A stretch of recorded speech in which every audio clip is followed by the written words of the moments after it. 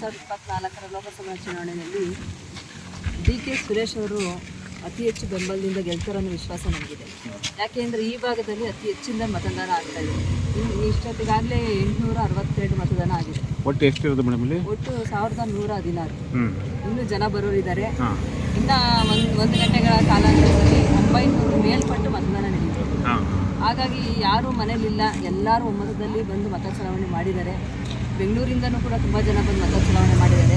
ನಮ್ಮ ಮತದಾನದ ಹಕ್ಕನ್ನು ಸಾಬೀತುಪಡಿಸ್ಕೊಂಡಿದ್ದಾರೆ. ಇವಾಗ ಗ್ಯಾರಂಟಿ ಕೊಟ್ಟಿದ್ದಲ್ಲ ಕಾಂಗ್ರೆಸ್, ಗ್ಯಾರಂಟಿ ಕೆಲಸ ಮಾಡಿದೆ ಮೇಡಮ್. ಅದು ಗ್ಯಾರಂಟಿ ಕೆಲಸಗಳ ಮೇಲೇನೆ ಇವತ್ತು ಡಿ.ಕೆ. ಸುರೇಶ್ ಅವ್ರು ಗೆಲ್ತಾ ಇರೋದು. ಯಾಕೆ ಅಂತಂದ್ರೆ ನಾವು ಪ್ರತಿ ಮನೆ ಬಾಗಿಲಿಗೂ ಹೋದಾಗ್ಲೂ ಕೂಡ ಪ್ರತಿಯೊಬ್ಬ ಹೆಣ್ಮಕ್ಳು ಕೂಡ ಏನಂತ ಹೇಳಿದ್ರು, ಪ್ರತಿಯೊಬ್ಬ ತಾಯಂದಿರು ಕೂಡ ಏನಂತ ಹೇಳಿದ್ರು, ಇಲ್ಲ ನಮಗೆ ಸಿದ್ದರಾಮಯ್ಯ ಅವ್ರ ಸರ್ಕಾರದಿಂದ ಒಳ್ಳೇದಾಗಿದೆ.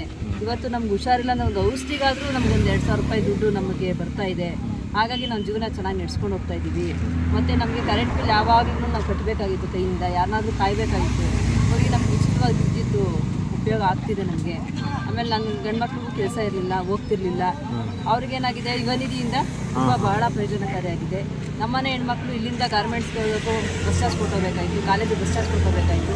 ಉಚಿತವಾದಂತಹ ಯೋಜನೆಗಳಾಗಿರೋದ್ರಿಂದ ನಮಗೆಲ್ಲ ಅನುಕೂಲ ಆಗಿದೆ. ತಾಯಿ ನಾವೆಲ್ಲರಿಗೂ ಸೇರಿ ನಾವು ಕಾಂಗ್ರೆಸ್ಗೆ ಮಾಡಿದ ಋಣ ನಾವು ತಿಂದಿದ್ದೀವಿ, ಕಾಂಗ್ರೆಸ್ ಮಾಡ್ತಿದ್ದೀವಿ. ಒಮ್ಮತದಲ್ಲಿ ಮಹಿಳೆಯರು ಇವತ್ತಿನ ದಿವಸ ಕೂಡ ಮತ ಚಲಾವಣೆ ಮಾಡೋಕ್ಕೂ ಫ್ರೀ ಬಸ್ನಲ್ಲೇ ಬಂದು ಅಂತ ಒಂದು ಮಾತುಗಳನ್ನ ಹೇಳಿದ್ದಾರೆ. ನಮ್ಮ ಫ್ರೀ ಬಸ್ ಇತ್ತು ಇವತ್ತು. ನಾವು ಹಾಗಾಗಿ ಬಂದು ನಾವು ಮತ ಚಲಾವಣೆ ಮಾಡಲೇಬೇಕು ಅಂತೇಳಿ ಬೆಂಗಳೂರಿಂದ ಬಂದಿದ್ದೀವಿ ಅಂತೇಳಿ ಹೆಣ್ಮಕ್ಳಿಗೆ ತುಂಬ ವಿಶ್ವಾಸವನ್ನು ಕೊಟ್ಟಿದ್ದಾರೆ. ಹಾಗಾಗಿ ಎಲ್ಲೋ ಒಂದು ಕಡೆ ಒಂದು ಭರವಸೆ ಇದೆ ನಮಗೆ. ಡಿ.ಕೆ. ಸುರೇಶ್ ಅವರು ಹೆಚ್ಚಿನ ಬೆಂಬಲದಲ್ಲಿ ಗೆಲ್ತಾರೆ ಅನ್ನೋ ಭರವಸೆ. ಮೇಡಮ್, ಈಗ ಕಳೆದ ಬಾರಿ JDS ಇದ್ರೆ, ಈ ಬಾರಿ ಕಾಂಗ್ರೆಸ್ ಬಂದಿದ್ದೀರಾ, ಜವಾಬ್ದಾರಿ ಹೆಚ್ಚಿದೆ, ಹೇಗೆ ನಿಭಾಯಿಸ್ತೀರ ಮೇಡಮ್? ತುಂಬ ಜವಾಬ್ದಾರಿ ಹೆಚ್ಚಿದೆ, ತುಂಬ ವಿರೋಧಗಳಿವೆ. ಅದ್ರಗಳ ನಡುವೆ ನಾವೇನು ಮಾಡ್ತಾಯಿದ್ದೀವಿ, ಈ ಭಾಗದಲ್ಲಿ, ಈ ಬೂತ್ ಮಟ್ಟದಲ್ಲಿ ಹೆಚ್ಚಿನದಾದ ಒಂದು ಶಕ್ತಿಯನ್ನು, ಬೆಂಬಲವನ್ನು ಕೊಟ್ಟು ಮತದಾನ ನಾನು ಕೇಳಿದ್ದೀನಿ. ಈ ಬೂತ್ನ ಏನಾದರೂ ಮಾಡಿ ಒಂದು ಒಳ್ಳೆ ಮಟ್ಟದಲ್ಲಿ ನಾವು ಬಾಲಣ್ಣವರಿಗೆ ಒಂದು ಅಭಿನಂದನೆ ಸಲ್ಲಿಸುವಂಥ ಕಾರ್ಯಗಳನ್ನ ನಾವೆಲ್ಲರೂ ಒಟ್ಟಿಗೆ ಸೇರಿ, ಇಲ್ಲಿನ ಪಂಚಾಯತಿ ಸದಸ್ಯರಿಂದ ಸೇರಿ, ಹಿರಿಯರಿಂದ ಸೇರಿ ಎಲ್ಲರೂ ಒಟ್ಟಿಗೆ ನಾವು ಒಂದು ಗುಂಪಲ್ಲಿ ಕೆಲಸಗಳನ್ನ ಮಾಡಿದ್ದೀವಿ. ಆದಷ್ಟು ಹೆಚ್ಚಿನದಾಗಿ ಇಲ್ಲಿನ ಬೆಂಬಲನ ನಾವು ಬಾಲಣ್ಣ. ನೀರಾವರಿ ಯೋಜನೆ ಬಗ್ಗೆ ಸ್ವಲ್ಪ ನೀರಾವರಿ ಯೋಜನೆ ನಮ್ಗೆ ಆಗಬೇಕು, ನಮ್ಮ ಕೆರೆ ಕಟ್ಟೆಗಳೆಲ್ಲ ತುಂಬಬೇಕು, ನಮ್ಮ ಡಿ.ಕೆ. ಸುರೇಶ್ ಅವರೇ ಬರಬೇಕು.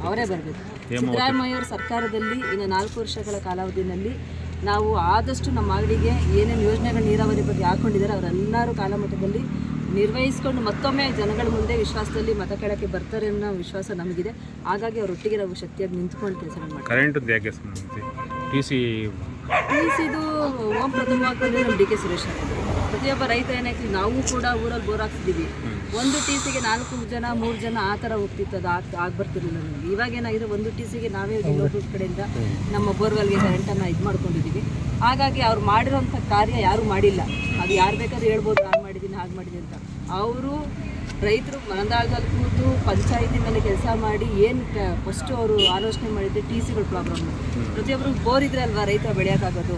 ನೀರಾವರಿ ಸಮಸ್ಯೆ ಇದ್ದು ಹೋದ್ರೆ ಅವನು ಏನಾದರೂ ಬೆಳೆ ಬೆಳೆದು ಅವ್ರು ಜೀವನ ಮಾಡೋಕ್ಕಾಗುತ್ತೆ. ನೀರೇ ಇಲ್ಲ ಅಂತಂದ್ರೆ ನಾನು ಏನು ಮಾಡೋಕ್ಕಾಗುತ್ತೆ. ಅದನ್ನು ಆಲೋಚನೆ ಮಾಡಿ ಪ್ರಪ್ರಥಮ ಬಾರಿಗೆ ನಮ್ಮ ಡಿ.ಕೆ. ಸುರೇಶನವರು ಒಬ್ಬ ರೈತನಿಗೆ 2 ರೈತನಿಗೆ 1 ಟಿಸಿ ಅಂತ ಆಲೋಚನೆ ಮಾಡಿಕೊಟ್ಟಿದ್ದಾರೆ. ಹಾಗಾಗಿ ಈ ಭಾಗದಲ್ಲೆಲ್ಲ ತುಂಬ ಉನ್ನತ ಮಟ್ಟವಾದಂಥ ಶ್ಲಾಘನೀಯ ಅವರಿಗಿದೆ. ಗೆದ್ದರೆ ವಿಶ್ವಾಸ ಇದೆಯಾ? ತುಂಬ ವಿಶ್ವಾಸ ಇದೆ ಸರ್. ನಾವೇನು ಯೋಚನೆ ಮಾಡ್ತಾ ಇಲ್ಲ. ಹಗಲು ರಾತ್ರಿ ಅವ್ರಿಗೂ ನಾವು ಶ್ರಮ ಹಾಕಿದ್ದೀವಿ. ನಮ್ಮ ಶ್ರಮಕ್ಕೆ ಪ್ರತಿಫಲ ಖಂಡಿತ ಇದೆ. ನಮ್ಮ ನಿರೀಕ್ಷೆ, ನಾವು ಯಾವತ್ತೂ ಈ ಬೂತ್ನಲ್ಲಿ ಕಾಂಗ್ರೆಸ್ಗೆ ಲೀಡ್ ಆಗಿಲ್ಲ. ಆದ್ರೂ ಈ ಸತಿ ನಮ್ಮೆಲ್ಲರ ಶಕ್ತಿ ಮೀರಿ ಪ್ರಯತ್ನ ಮಾಡಿದ್ದೀವಿ. ಹಾಗೆ ಸಮಭಾಗನಾದ್ರೂ ನಾವು ತಗೊಂಬರೋಕ್ಕೆ ಪ್ರಯತ್ನ ಮಾಡಿದ್ದೀವಿ.